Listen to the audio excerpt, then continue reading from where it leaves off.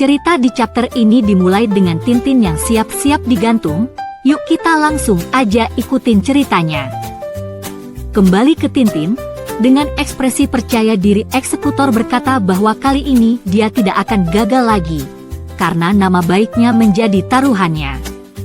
Ia tampak sudah menarik tali penggantung Tintin dan Snowy. Namun, di saat Tintin dan Snowy mulai tergantung, kaki Tintin menendang ke semua arah. Akhirnya tanpa sengaja, dia menendang dagu penarik tali sampai kehilangan keseimbangan dan terjatuh.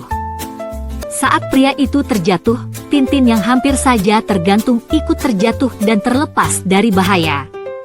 Orang-orang yang menyaksikan acara penggantungan itu mulai kehilangan kesabaran dengan kegagalan itu. Melihat kegagalan pria tersebut, beberapa orang dari kelompok koboi datang dengan ekspresi marah. Mereka memakinya dengan kata-kata kasar seperti goblok dan semprul, menunjukkan bahwa mereka kesal dengan kesalahannya. Salah seorang dari mereka bahkan menawarkan diri untuk mengambil alih tugas eksekusi, bertekad untuk menyelesaikan apa yang tertunda. Koboi-koboi itu mulai berdebat tentang siapa yang lebih pantas melakukan eksekusi. Mereka saling berebut, masing-masing mengklaim bahwa mereka tahu cara yang paling benar untuk menggantung Tintin. Kekacauan pun terjadi karena semua orang ingin menjadi orang yang melakukan eksekusi sendiri. Pertengkaran ini semakin memanaskan suasana, tanpa mereka sadari bahwa momen ini bisa dimanfaatkan oleh Tintin untuk melarikan diri. Tintin dan Snowy berhasil menerobos kumpulan orang-orang itu. Saat pertengkaran di antara para koboi semakin memanas, Tintin akhirnya mendapatkan kesempatan emas untuk melarikan diri dari eksekusi mati. Ia sadar bahwa menjelaskan ketidakbersalahannya akan sia-sia, karena para koboi itu tidak akan mendengarkannya. Oleh karena itu, ia memutuskan untuk berlari secepat mungkin, menghindari kemungkinan ditangkap kembali. Snowy setia mengikuti di belakangnya, berlari bersama tuannya untuk mencari keselamatan. Dengan kecepatan penuh, Tintin terus berlari di padang rumput yang luas, memastikan bahwa ia sudah cukup jauh dari bahaya. Keringat bercucuran dari wajahnya, namun ia tak memperlambat langkahnya sedikit pun. Snowy pun masih berlari di sampingnya, ikut menjaga jarak dari para pengejarnya. Mereka harus terus maju untuk mencari tempat yang aman. Tintin mulai melambatkan langkahnya sedikit, memastikan bahwa tidak ada yang mengejarnya dari belakang. Meskipun ia masih tetap waspada, ia berusaha untuk menenangkan diri setelah pelariannya yang begitu mendebarkan. Snowy, yang juga kelelahan, tetap berada di sampingnya, semangat untuk terus berjalan bersama tuannya. Merasa cukup aman untuk sementara waktu, Tintin mulai bersiul untuk menghibur dirinya sendiri. Snowy juga tampak lebih santai dan bermain-main saat berjalan di samping Tintin. Mereka sekarang berada di padang rumput yang luas, jauh dari keramaian para koboi yang berusaha menangkap mereka. Namun, ketenangan Tintin tidak bertahan lama. Dari kejauhan, ia melihat sekumpulan debu yang bergerak cepat ke arah mereka. Dengan ngeri, ia menyadari bahwa kelompok koboi telah mengetahui pelariannya dan kini mengejarnya kembali. Ia harus segera mengambil tindakan untuk menghindari mereka sebelum terlambat. Seorang koboi yang tampaknya adalah pemimpin kelompok pengejar menyatakan dengan percaya diri bahwa Jimmy Gaek, seorang penunggang kuda andal, pasti akan menangkap Tintin. Koboi itu melihat Jimmy Gaek memacu kudanya dengan kecepatan tinggi, berharap bisa menangkap si anak muda pemberani itu. Tintin menyadari bahwa ia harus berpikir cepat untuk lolos dari situasi ini. Untuk menghindari pengejaran, Tintin memanjat sebuah pohon dan bersembunyi di antara cabang-cabangnya. Dari kejauhan, Jimmy Gaek tampak kebingungan karena kehilangan jejak Tintin. Ia tetap yakin bahwa Tintin ada di sekitar pohon tersebut dan bertekad menemukannya. Namun, Tintin berusaha tetap tenang dan tidak bergerak, menunggu momen yang tepat untuk bertindak. Ketika Jimmy Gaek tepat berada di bawah pohon, Tintin melihat kesempatan emas. Dengan cepat, ia melompat dari cabang dan menghantam kepala Jimmy Gaek menggunakan tongkat. Pukulan itu cukup keras hingga membuat si koboi jatuh dari kudanya dalam keadaan pingsan. Kini, Tintin memiliki kuda dan melanjutkan pelariannya. Dengan cepat, Tintin dan Snowy mengendarai kuda Jimmy Gaek dan melarikan diri. Dengan penuh kegembiraan, Tintin berteriak bahwa mereka telah selamat, sementara Snowy juga tampak senang karena para pengejarnya telah tertinggal jauh. Kini, mereka harus mencari tempat yang aman untuk bersembunyi dan beristirahat sebelum melanjutkan perjalanan mereka. Saat matahari mulai terbenam, Tintin memutuskan untuk beristirahat di suatu tempat yang jauh dari jalur pengejaran. Ia berkata kepada Snowy bahwa mereka akan melanjutkan perjalanan di pagi hari agar lebih segar dan siap menghadapi bahaya berikutnya. Dengan tenang, mereka mencari tempat nyaman untuk tidur sebelum malam semakin larut. Di bawah langit malam yang penuh bintang, Tintin dan Snowy akhirnya tertidur di dekat api unggun yang menyala kecil. Mereka merasa cukup aman untuk sementara waktu, menikmati ketenangan malam setelah seharian penuh petualangan dan pelarian. Tiba-tiba Tintin terbangun, terkejut di depannya dia melihat macan berlari cepat dengan ketakutan. Selanjutnya rusa berlari cepat. Dengan ekspresi bingung, Tintin berpikir apa nggak salah seekor rusa mengejar puma. Menurutnya, ini tidak masuk akal, karena biasanya pumalah yang akan mengejar rusa. Hal ini membuat Tintin merasa ada sesuatu yang tidak beres. Tidak hanya rusa dan puma, situasi semakin aneh karena semua hewan lain juga tampak berlarian dengan panik. Kelinci, kura-kura, rubah, dan ular semua bergerak seakan-akan mereka sedang melarikan diri dari bahaya besar. Tintin merasa seperti dunia sedang mengalami kehancuran, seolah-olah kiamat sedang terjadi. Fenomena ini semakin memperkuat rasa penasarannya, ada sesuatu yang salah di sekitar tempat ini.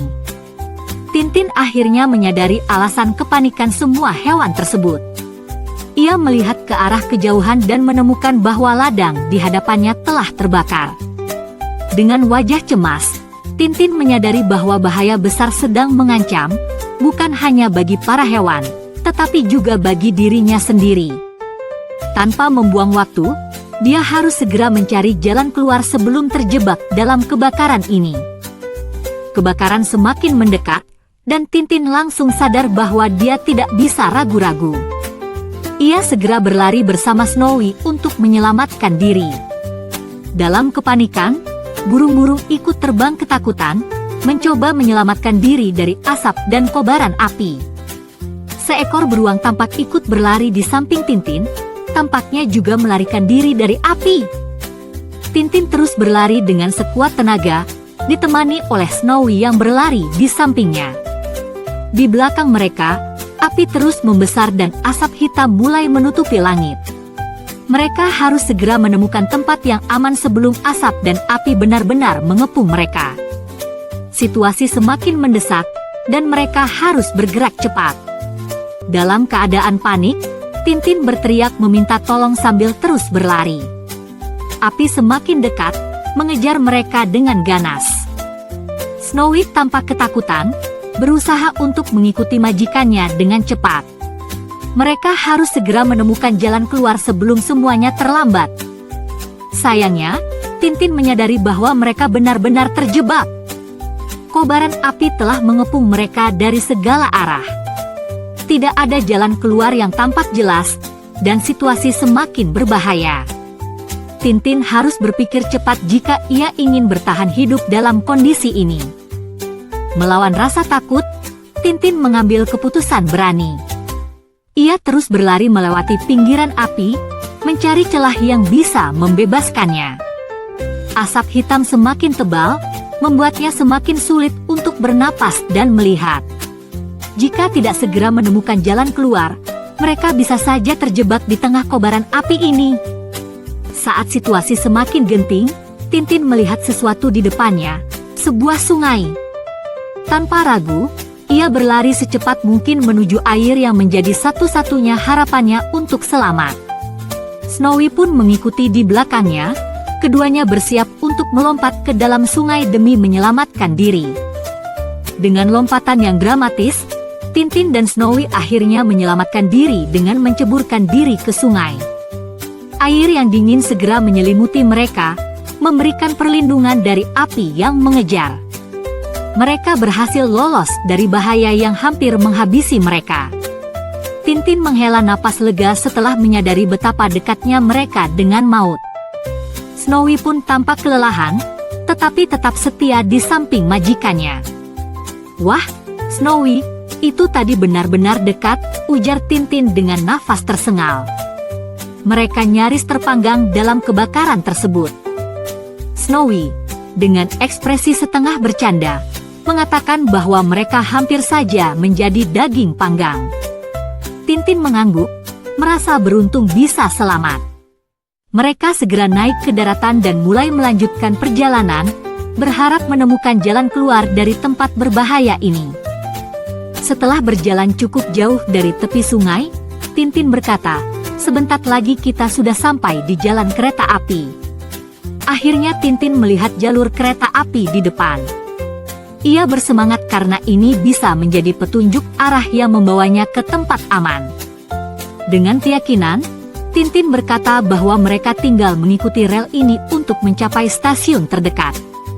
Tintin dan Snowy mulai mengikuti rel kereta dengan harapan akan segera menemukan bantuan. Namun, mereka tahu bahwa masalah mereka belum selesai. Tintin mengingat tujuan awalnya, mencari jejak Bobby Senyum. Perjalanan mereka masih panjang, tetapi Tintin tetap optimis untuk menemukan jawaban dari semua kejadian ini. Tintin terus mengikuti jalur rel kereta api itu, dengan percaya diri dia akan berhasil menemukan Bobby Senyum. Tak lama kemudian, mereka menemukan balok kayu besar yang sengaja ditaruh di atas rel. Tintin segera curiga bahwa ada orang yang berniat buruk, mungkin untuk membuat kereta tergelincir.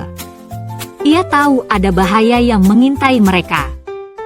Di saat Tintin menyelidiki balok itu, Snowy merasa ada sesuatu yang mencurigakan. Dia mencoba mengingat di mana dia pernah mencium bau yang sama sebelumnya.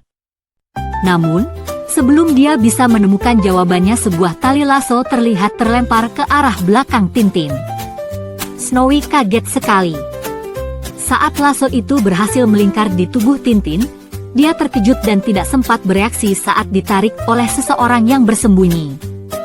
Tintin terjatuh keras ke tanah. Ia masih berusaha menyadari apa yang sedang terjadi. Setelah Tintin sadar dengan apa yang terjadi, dia melihat kalau yang menangkapnya ternyata Bobby Senyum bersama seorang teman kriminalnya. Bobby menyindir Tintin dengan sinis, "Kebetulan sekali kawanku Tintin, apa yang membawamu kemari? Kamu mencari saya." Setelah berhasil meloloskan diri dari kejaran koboi-koboi dan api, Tintin berhasil tertangkap Bobby Senyum. Tunggu chapter selanjutnya, apa yang akan dilakukan Tintin untuk meloloskan dirinya.